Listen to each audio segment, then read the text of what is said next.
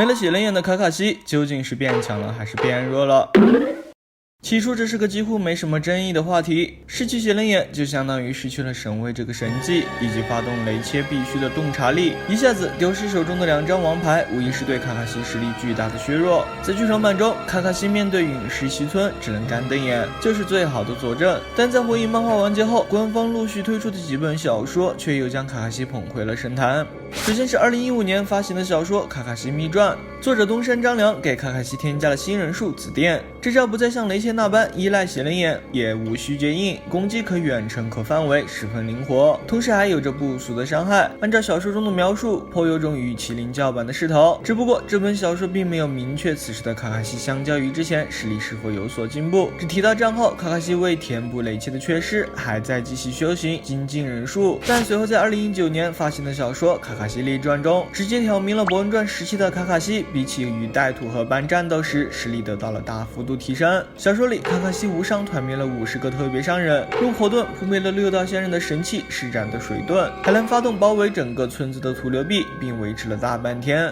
查克拉量相较于4战那会儿有了爆发式增长，这对喜欢卡卡西的朋友来说无疑是件喜事，也因此大家都将小说里的内容拿来作为定义博人传卡卡西实力的依据。但问题来了，和《卡卡西列传》同是出自江坂纯之手的小说《佐助列传》却因抹黑佐助、削弱佐助的实力翻车了，引得佐助粉丝的不满和抵制。最后作者江坂纯迫于压力发文坦言，火影漫画才是唯一正统，自己的小说只是衍生作品。这前后2波粉丝的反应其实就道出了一个事实，你们粉丝对待火影衍生作品中的设定从来都是双标的，对我喜欢的角色有利的设定我就认，对我喜欢的角色不利的设定我就不认。再比如这2本官方小说，如果你是战力党还是个辉夜派，我猜你会支持江坂纯写的《鸣人列传》，因为文中有写到9尾查克拉模式是鸣人的最强战斗形态，这就说明博明开不出6道仙人模式。相反，如果你是伊势派，想必会支持重信康写的《博人传》小说，因为文中有提到博明依然保有6道仙人模式，但我们所看到的这个金生武演绎鸣人就很有可能是叠加了6道之力的，这就很尴尬呀，一个作者一个设定，那我们读者到底要以谁写的为准呢？这说到底，不管是官方小说还是官方授权的游戏，里面的内容终究不是出自原作者岸本之手，那就是会有名不正言不顺的争议。所谓的岸本兼修，完全有可能只是个挂名而已，否则哪来这么多相互矛盾的地方呢？除非这些衍生作品中的设定能在后续的漫画中被证实，否则就休想让所有人都心服口服。像卡卡西秘传中的紫电就在博人传里转正了，那我们就可以把小说中紫电的相关设定视作官方设定，但博人传卡卡西强于4战卡卡西并没有在博人传中体现出来，那我们就只能持怀疑态度继续观望，等待漫画和公式书来锤。只不过卡卡西在博人传漫画里查无此人，公式书又只会收录漫画里的内容，所以应该是等不到被实锤的那天了。那下面我就来说说我个人的看法，如有不同见解，欢迎在评论区里留言讨论。认为没有血灵眼的卡卡西更强的，无非是觉得少了血灵眼这个负担，卡卡西的查克拉会变多，不用像以前那样抠抠搜搜精打细算了，这样就可以去提升忍术的强度了。但我想问的是，有血灵眼的卡卡西查克拉就不会增长了吗？想想卡卡西从少年篇到4战的进步有多大。中忍考试时期，卡卡西坦言自己一天最多只能用4发雷切就会耗尽查克拉，但到了与天道交手时，卡卡西连用1发土流壁、1发雷遁影分身、1发雷兽追牙、3发雷切才查克拉过半，剩下的一半查克拉又供卡卡西使用1发雷切、2发神威，这才精尽而亡。到了4战，卡卡西甚至再把雷切当小技能在用，对神威也驾轻就熟，转移的目标也一个比一个大，前前后后消耗查克拉的地方数都数不过来。早期的卡卡西是有蓝量不足的短板，但到了后期蓝量基本不算是什么问题了，毕竟人家卡卡西也在持续修行提升查克拉的，并且对查克拉的控制、对血灵眼的控制、对神威的控制也都在进步。这还只是在火影前后短短4年里的变化，那4战结束后15年，博人传卡卡西哪怕血灵眼还在，查克拉量不也一样会增长吗？这跟有无血灵眼能有多大关系呢？血灵眼对查克拉虽有一部分的消耗，但这部分的消耗只会随着卡卡西对血灵眼控制的提升变得越来越少。疾风传初期，卡卡西放个神威，身体就无法动弹，到了4战，神威的负担就不再那么重了。所以没有血灵眼的卡卡西对比有血灵眼的卡卡西，在查克拉量上的优势是有，但差距不会太夸张。但相反，没有血灵眼的卡卡西所失去的能力可不是这些多出来的查克拉能扯平的。别的不说，就只说神威吧。这种进可隔空拧头、退可空间转移的忍术机制相当优秀，放整部火影中都是能排得上号的。而决定一名忍者的实力上限能不能越级战斗的关键，往往更看重的是忍术的机制，而不是伤害。你会的水遁是大瀑布还是大胶弹，那完全是两个概念。就像4代一张飞雷神，只需一把苦无一个螺旋丸就能在人界横着走。那要是删掉他的飞雷神，把螺旋丸换成超大玉螺旋丸，那他还能有现在的强度吗？怕不是一下子就被雷音给秒了哦。卡卡西也是一样，查克拉量变得再多，无非就是子弹伤害高一点，土流壁范围大一点，狗头雕的精细一点而已。充其量就是个翻版3代，实力上限已经被焊死了。而万花筒雪灵眼和神威带给卡卡西的则是上限的突破，是越级战斗时的无限可能。这可不是多出来的那些查克拉能比得上的。事实也是如此，在面对夜这种大型通灵兽时，卡卡西就只能象征性的用紫电刮一刮。要是换做4战卡卡西，早就神威拧头或者直接吸入了。所以我觉得博人传卡卡西对比4战卡卡西实力下限是被抬高了，但上限却被狠狠拉低了。他在应付同级或下级敌人时会变得轻松许多，但同样也失去了越级战斗的入场券。无伤秒杀50个特别上人是不在话下，但想要打败一个强影就会相当吃力。如果博人传卡卡西还保留血灵眼，那对比现在没有血灵眼的卡卡西绝对是碾压级的存在。大家觉得呢？好了，本期视频就到这里了，点个关注，我们下期再见，拜拜。当大家还在争论纲手和卡卡西谁是最弱火影时，鹿丸已经凭一己之力终结了这个话题。Hello， 大家好，我是直居。在鹿丸当上第8代火影之前，纲手和卡卡西谁是最弱火影的讨论，也是大家比较热衷的一个话题。要知道，卡卡西在成为火影时已经没了血灵眼，失去神威这样的神技，卡卡西的实力上限必定是会被拉低的。可即便如此，还是有不少人认为卡卡西不输纲手。作为拥有千手和漩涡2个高贵血统的后代，为何纲手的实力却一直受到质疑？不仅在3人内战和火影之争中接连溃败，还时不时要被小樱碰瓷。本期视频就通过纲手的几场战斗来分析一下纲手的实力究竟怎样。那么点个关注，开始本期视频吧。纲手首战的对手是药师兜，这一时期的兜被反反复复盖章，实力和卡卡西这个精英上人相当。在实力等级划分明确的早期，作为3人之一的纲手理应能做到对兜的碾压，但实际上纲手却迟迟拿不下兜，自己反倒被先消耗了一波体力，几个回合下来就已气喘吁吁。这一时期的纲手久未战斗，还嗜酒嗜赌，加之又上了年纪，战斗技巧和反应力早就不复从前。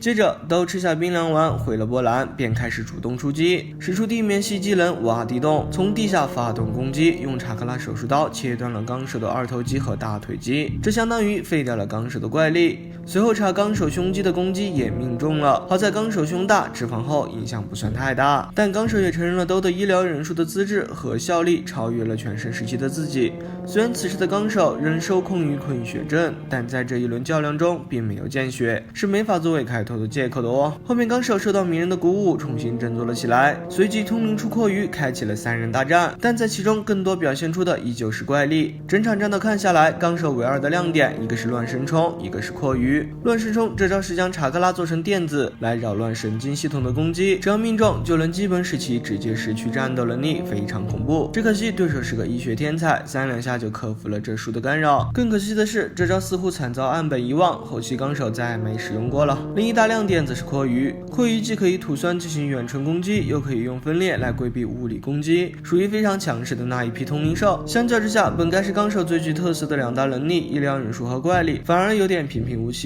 创造再生以折寿为代价来加速细胞再生疗伤，很难说是一个多优秀的忍术，总觉得有点拆东墙补西墙的感觉。也只有纲手这种命大的人才适合用。怪力作为纲手最主要的输出方式，却被速度拖累，命中率堪忧。整场战斗纲手的攻击就打中过3次，就这3次也没一次是有含金量的。第一次给兜上乱神冲，是趁兜闭着眼睛和他聊天时得手的。第2次举着大剑插中万蛇，得益于万蛇被文太拖住没法移动，加之目标体积太大，想打不中都难。第3次是和大手丸捆绑在一起时才打中的，其他时候攻击全部落空。虽说回避能力是医疗忍者的必修课，但到底和专精速度的忍者没法比。不管是这场战斗中的纲手和静音，还是对阵蝎石的小樱，速度都是他们的脱分项。更尴尬的是，都甚至说自己并不擅长体术。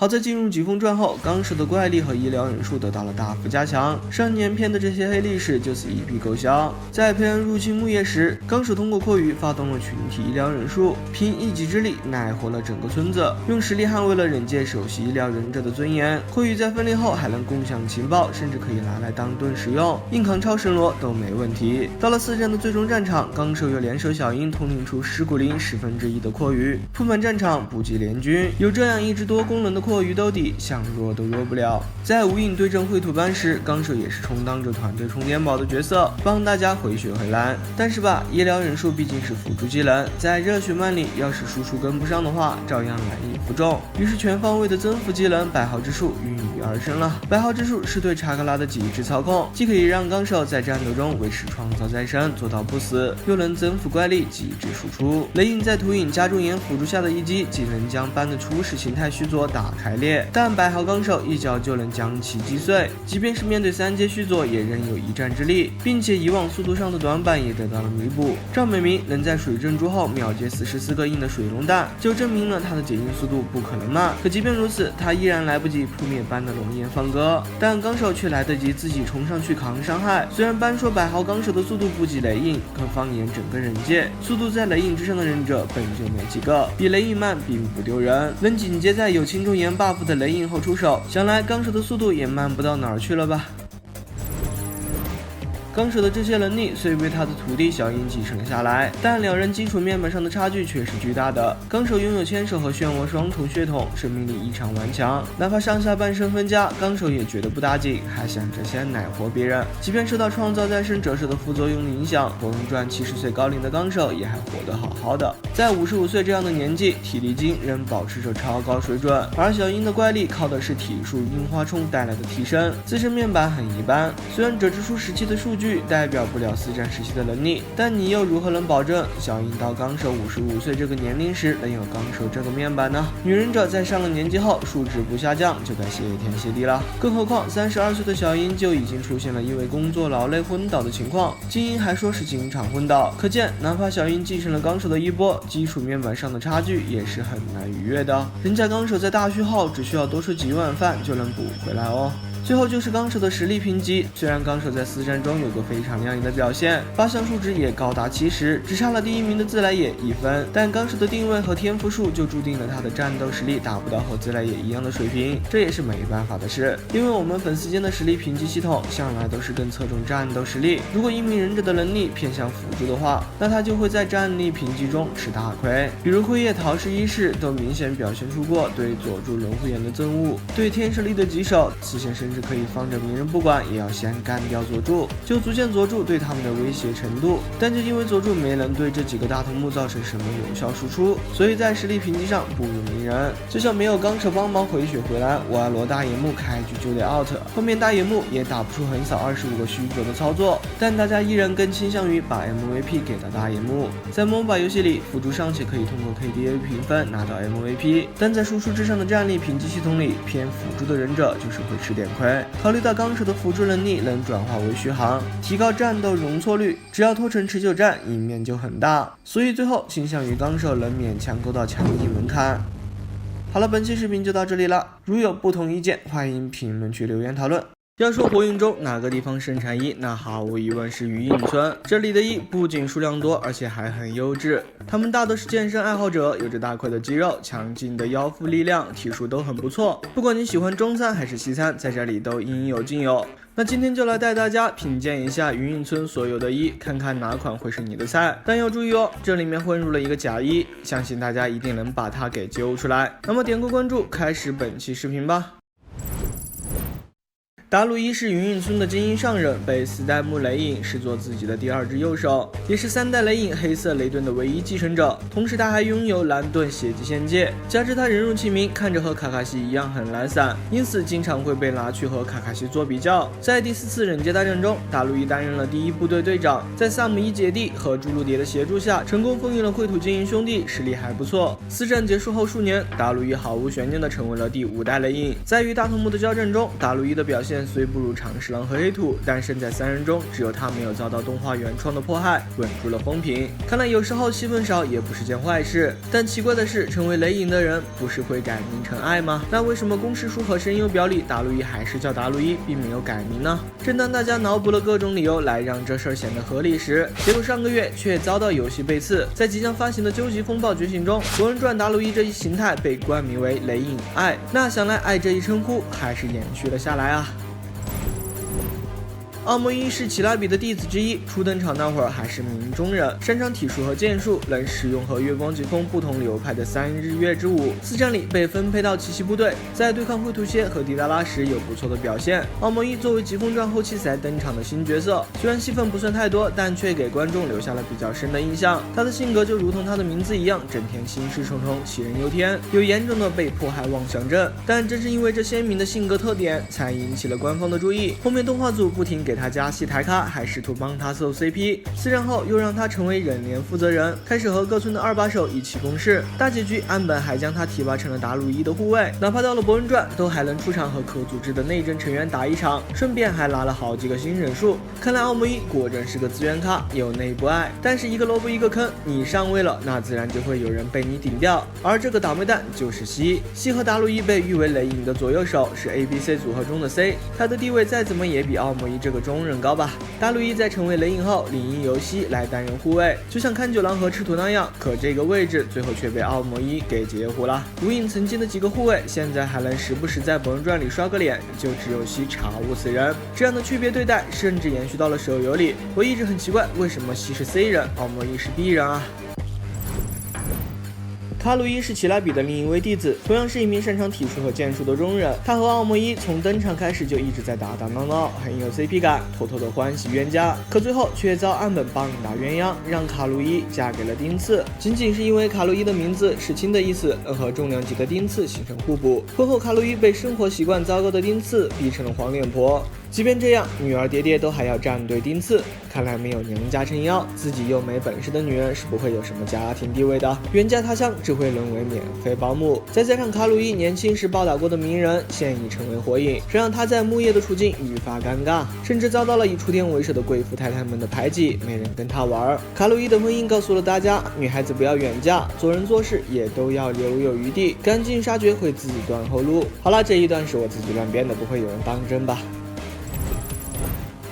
萨姆伊是云影村的上人，初登场就非常吸引眼球。她肤白貌美，波涛汹涌，是火影中从相貌到身材唯一能威胁到纲手的女忍者。4战中，她曾协助达鲁伊对付灰土精英兄弟，只可惜还没来得及出手就早早退场了。正男为了模仿，还能给她设计一整套技能出来。2020年底，萨姆伊的声优与月光不幸因病离世，那想来萨姆伊也不太可能出现在博人传中了。其实也好，疾风传时期的萨姆伊就已29岁，到了博人传估计会和昔日红一样尽显老态，不出场可能才是对这位冰山美人最好的保全。萨姆伊的弟弟是阿赤一，有着和他截然相反的性格，非常热血冲动，招牌忍术是云流火焰斩。姐弟俩在被西进红葫芦后，直到大结局才被放出来，所以戏份都很少。